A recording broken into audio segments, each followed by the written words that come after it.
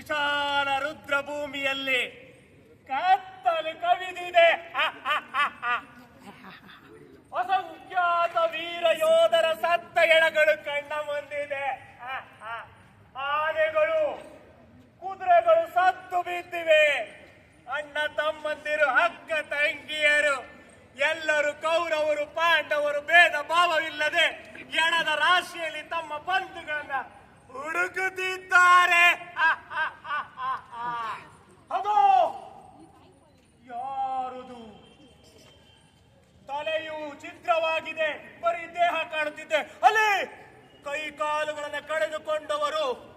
ಅಲ್ಲಿ ಜ್ವಾಲೆಯಲ್ಲಿ ಎಣವು ಸುಡುತ್ತಿದೆ, ದಗ ದಗನೆ ದಗ ದಗನೆ ಸುಡುತ್ತಿದೆ. ಯಾರು ರೋಧಿಸುತ್ತಿದ್ದಾರೆ? ನೀರು ನೀರೆಂದು ರೋಧಿಸುತ್ತಿದ್ದಾರೆ.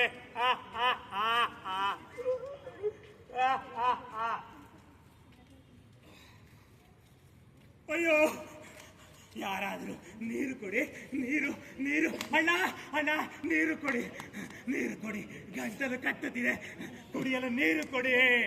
ಶತ್ರುವಿನ ಈಟಿಯೊಂದು ನನ್ನನ್ನು ಚುಚ್ಚಿದೆ ಚುಚ್ಚಿದೆ. ಅಯ್ಯೋ, ಇನ್ನೇನು ಕೆಲವೇ ಕ್ಷಣಗಳಲ್ಲಿ ನಾನು ಸಾಯುತ್ತಿದ್ದೇನೆ. ಯಾರಾದ್ರೂ ಒಂದು ತೊಟ್ಟು. ಈ ಸ್ಮಶಾನದ ಕರಾಳ ರಾತ್ರಿಯಲ್ಲಿ ಯಾರಿಗೂ ನನ್ನ ಧ್ವನಿ ಕೇಳಿಸುತ್ತಿಲ್ಲವೇ? ಅಣ್ಣ, ಅಯ್ಯೋ ಅಯ್ಯೋ, ನನ್ನಪ್ಪನೊಬ್ಬನೇ ನನ್ನ ಹುಡುಕುತ್ತಾ ಬರುತ್ತಿರುವನು. ನಾರಾಯಣ ನಾರಾಯಣ ಎಂದು ಹುಡುಕುವನು. ತಾಯಿಯನ್ನ ಕಳೆದುಕೊಂಡ ನನಗೆ ನನ್ನಪ್ಪನೇ ನನ್ನ ಮೂಲ. ಅಯ್ಯೋ, ನನ್ನ ಅಪ್ಪನಿಗೆ ಏನಂತ ಹೇಳಲಿ? ಯುದ್ಧ ಬೇಡ ಅಂದ. ನಾನು ಕೇಳಲಿಲ್ಲ. ಕೌರವರು ಪಾಂಡವರು ಕಿತ್ತಾಡಿದರೆ ನಿನಗೇನು ಲಾಭ ಎಂದ. ನಾನು ಕೇಳಲಿಲ್ಲ.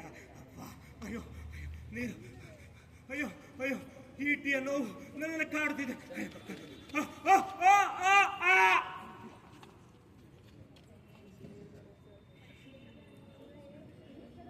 ಯಾವುದು ಸೈನಿಕನು ಗೋಗರೆದುಕೊಂಡು ಸಾಯುತ್ತಿದ್ದಾರೆ.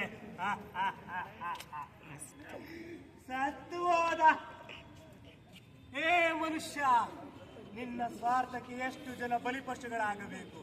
ದುರ್ಯೋಧನನ ಊರು ಭಂಗನಾಗಿದ್ದ, ತೊಡೆ ಮರೆದುಕೊಂಡು ಬಿದ್ದು ಬಿಟ್ಟ. ದುರ್ಯೋಧರು ಸೋತನಲ್ಲ, ಭೀಮನು ಗೆದ್ದನಲ್ಲ. ಅವರಿವರು ಕಚ್ಚಾಡಿಕೊಂಡು ಸಾಯುವರು. ಮನುಷ್ಯ, ಸಕಲ ಜೀವರಾಶಿಗಳಲ್ಲಿ ನಿನಗೆ ಒಳ್ಳೆಯ ಗುಣವಿದೆ, ಆದ್ರೆ ನಿನ್ನಷ್ಟು ಸ್ವಾರ್ಥಿ ಯಾರಿಲ್ಲ.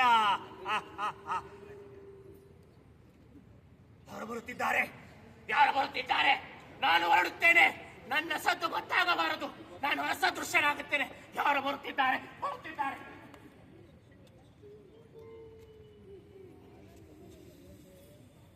ಮಗೋ ನಾರಾಯಣ, ಮಗೋ ನಾರಾಯಣ, ಎಲ್ಲಿರುವ? ಬಳಲಿ ಎಣಗಳ ರಾಶಿಯನ್ನು ನೋಡಿ ನೋಡಿ ನನ್ನ ಬೆನ್ನು ಬಾಗುತ್ತಿದೆ.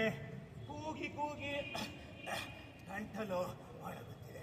ಮಗು, ನೀನು ಆ ದಿನ ಸಂಜೆ ನನ್ನ ಗುಡಿಸಲಿಗೆ ಬಂದು ನಾನು ಕೈಯಿಟ್ಟ ಕೈ ತುತ್ತುಗಳನ್ನು ತಿಂದುತ್ತ ಅಂದಂದಿನ ರಣರಾತ್ರಿ ಹೇಳುವಾಗ ಎಷ್ಟು ಚಂದ ಇತ್ತು.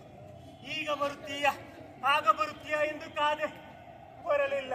ಸಂಜೆಯಾಯಿತು, ಕತ್ತಲು ಕವಿದಿದೆ, ನೀನು ಕಾಣಿಸುತ್ತಿಲ್ಲ. ಮಗು, ನಿನ್ನನ್ನು ಬಿಟ್ಟರೆ ನನಗಾರೂ ಗತಿ ಇಲ್ಲ. ಎಲ್ಲಿದ್ದೀಯ? ಈ ಕತ್ತಲ ರಾತ್ರಿಯಲ್ಲಿ ನನ್ನನ್ನು ಕೇಳುವರೇ ಇಲ್ಲ. ನನ್ನ ಮಗ, ಅಯ್ಯೋ ಅಯ್ಯೋ, ನೀನು ಮಹಾವೀರನಂತೆಳಿದು ದೊರೆಯ ಸೇನಾಧಿಕಾರಿಗಳು ನನ್ನೆಡೆಗೆ ಬಂದು ನೂರಾರು ಸವಿನುಡಿಗಳ ಬಣ್ಣ ಬಣ್ಣದ ಮಾತುಗಳನ್ನು ಹೇಳಿ ಸ್ವಾಮಿನಿಷ್ಠೆ, ಕ್ಷಾತ್ರಧರ್ಮ ಮೊದಲಾದ ಸಮಯಕ್ಕೊದಗುವ ಉಪಾಯ ವೇದಾಂತವ ವೇಳೆ ನಿನ್ನನ್ನು ಕೊಂಡೊಯ್ದ. ನಾನು ಮಾತಿಗೆ ಮರುಳಾದೆ. ಈಗಲೆಲ್ಲಿ ಆ ತತ್ವಗಳು, ಆ ದೇಶಾಭಿಮಾನ, ಆ ಸ್ವಾಮಿ ಭಕ್ತಿ, ಆ ಧರ್ಮ ಎಲ್ಲ ಸುಳ್ಳು. ಬಣ್ಣ ಬಣ್ಣದ ಮಾತುಗಳಿಗೆ ನಮ್ಮಂತ ಬಡ ಜನಗಳು ಬಲಿಪಶುಗಳಾಗುತ್ತಾರೆ. ಮಗೋ,